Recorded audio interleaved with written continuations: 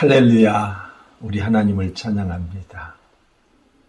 하나님의 은혜와 평강이 이 유튜브 방송을 듣는 분들에게 함께하기를 기원합니다. 저는 애자연의 실흥위원장이고요. 또 대전의 송촌장로교회를 섬기고 있는 박경배 목사입니다. 지난 10월 3일 주일날 공무원 약 7,400여 명이 교회에 파송이 되어서 예배의 실태 조사를 했다라고 합니다. 그 결과 만 한 6천여 교회 중 16% 정도가 예배를 드리지 않는다는 그런 조사 결과가 나왔습니다. 한국교회 전체의 프로테지로 계산을 하면은 약 1만 교회가 예배를 드리지 못하고 있다는 것이죠. 그 결과가 너무도 충격적이어서 우리 예자연에서 기자회견을 하였습니다.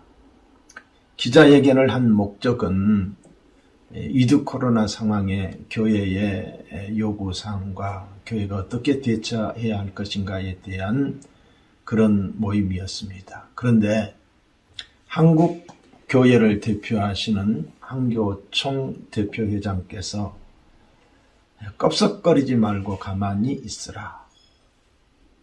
껍석거리지 말고 가만히 있으라고, 그것도 공개적으로 주일 낮 예배석상에서 자기 병명, 자기 합리화의 말을 하였기에 부득불 제가 영상을 이렇게 올리게 됩니다. 어떻게 이럴 수가 있습니까? 예배 회복을 위해서 일하는 사람들에게 껍석거리지 말라고? 그게 껍석거리는 겁니까? 말을 너무 함부로 하시는군요. 한국교회를 대표하는 회장이라는 사람이 1만 교회가 예배를 드리지 못하는 이 안타까운 현실에 대하여 책임감을 느끼고 회개하셔야지요. 그러면서 하시는 말씀이, 그러면서 하는 말이 화요일 좋은 결과를 얻어 놓았다. 내일 발표한다고 큰 소리를 치셨죠?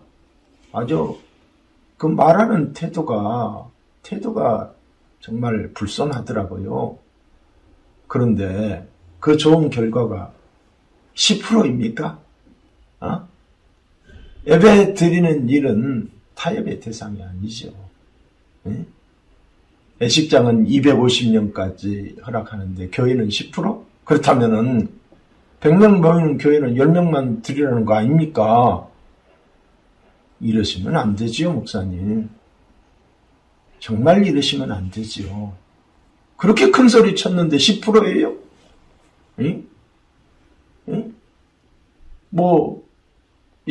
다 좋은 결과가 있다고요? 안 되지요, 목사님. 목사님을 위해서 기도하겠습니다.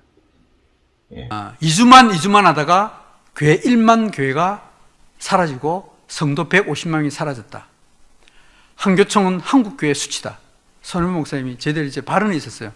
박경영 목사님하고 우리 목사님하고 그 다음에 손현보 목사님이 하면서 한교총이 지금 잘못됐다라고 이야기를 했습니다. 이 이야기를 하고 나서 바로 그날 한교총의 대표이신 송영선 목사님이 이제 전화도 오고 이 관련돼 가지고 영상을 띄웠습니다. 실제 우리 화면 1번 한번 영상으로 띄워주시죠. 지방에 계신 어느 목사님이 또 어느 기자로부터 연락이 왔어요. 막 그냥 목사님을 공개적으로 막 성토하고 있다고 해서 내가 그랬죠. 근데 그분 잘 알거든요. 그분에게 따뜻한 안부 전해주라고. 안부 전해줘? 나는 그때 이제 한교연 우리 연합기관 또 회의를 하고 있었거든요. 자. 근데 나중에 연락이 왔어요. 문자로 목사님 양해해 주세요. 목사님 전략적으로 목사님을 깐 겁니다. 왜? 참. 왜냐? 우리가 목사님을 성토해 줘야 정부가 목사님 입장을 배려해서 예배의 문을 열어줄 거 아닙니까? 내가 무슨 담보 잡힌 사람이 뭐요? 내가 전리품입니까? 내가 그래서 전화로 그랬어요. 전화해서 여보시오, 이미 화요일 날 다 결정해놓고 내일 발표됩니다. 좋은 결과가 있기를 바랍니다. 결과는 이미 좋은 결과 얻어놨으니까. 예. 괜히 서로가 껍적거렸다가 변질되면 안 되니까 이럴 때는 가만히 계신 게 가만히 중이라도 있으면 좋겠습니다.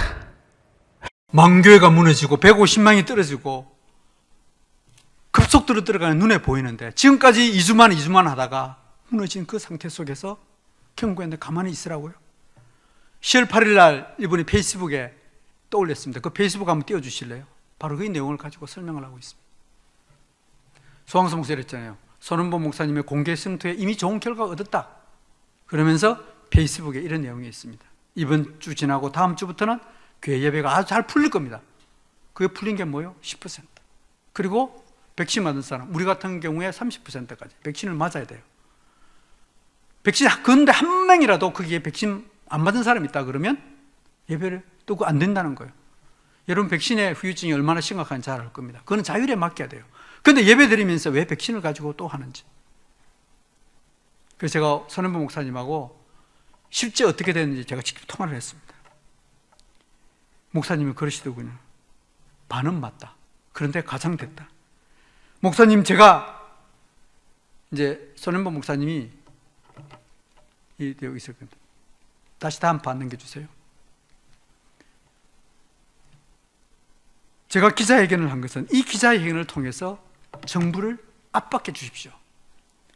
여자인이라는 단체를 통해서 또 손 목사님이 이렇게 압박을 하고 있는데 정부가 더 풀어줘야 됩니다. 그래서 더 예배를 자유스럽게 해줍니다. 이 압박으로 사용해 주십시오. 이렇게 이제 문자를 넣었다는 거예요. 근데 다시 소황서 목사님에게 전화가 왔을 때는 제가 소황시 목사님을 이렇게 이야기했대요. 목사님이 야성을 가지고 있으니까 일어나 정부와 싸우십시오. 이 이야기를 했다는 거예요. 근데 소황서 목사님은 전혀 딴 방향으로 이야기했다는 사실이에요. 그래서 목사님 그래요. 두 번째는 이야기를 안 해버렸대요. 소황서 목사님이 그냥 평범 목사님이 아니잖아요. 대형교회 목사님으로 지금 한교총의 대표로서 지금 이 정부 문제, 이 코로나 문제를 가지고 풀어야 되는데 정부에서 저 사람 이야기 듣고 저 한교총의 대표로 그 이야기도 또 해간단 말이에요. 해주는 게 고작 10%, 20% 일반 영화와 같이 해달라. 또 교회가 예배의 통제를 받겠다고 지금 하고 있는데 너무 안타까운 거예요. 아, 목사님. 네, 목사님. 저 네. 학경구의 목사입니다. 네, 네, 목사님, 목사님. 안녕하시고요. 네. 누구지? 서강석 목사님이, 네. 목사님이 전화한 거 해가지고 뭐 전략적으로 깠다라고 그러고, 그치 말이지. 예?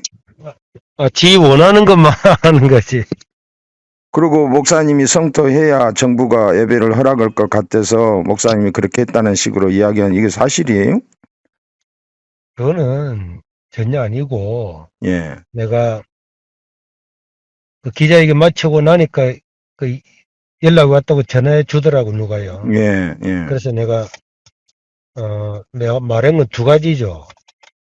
우리가 이렇게 성토를 했으니까 이걸 활용을 해가지고 정부에 압력을 넣어라 예. 하는 게 하나고, 또 둘째는 그리고 목사님이 원래 야성적인 사람이 아니냐. 그러니까 들고 일어나서 정부와 대항해서 싸워라. 예. 그렇게 했는데 뒤에 거는 안 하고 앞에 것만 한 건데, 앞에 것도 나쁜 말은 아니고 자기가 지렛대를 사용해서 이렇게 자기들 널리 협상을 한다니까. 예. 그러면 우리가 하는 거라도 해가 협상을 똑바로 해라. 당신들이 뭐 일제 신사 참배한 그 홍택기는 뭐가 다르냐, 지금 그런 거니까. 그리고 그래 안 하면 여성을 가지고 들고 일어나서 싸워라. 그러면 자기도 그날도 제가 그렇게 이야기했잖아요. 그렇죠. 한교총에서 안 하니까 우리가 한다. 그러니까 안 하니까 우리가 하는데 지금 발표 난다고 했는데 발표 난 게 이지경이니 교회만 그러니까. 패싱 당했는데 뭘 했다는 거예요 지금. 내나 10%인데.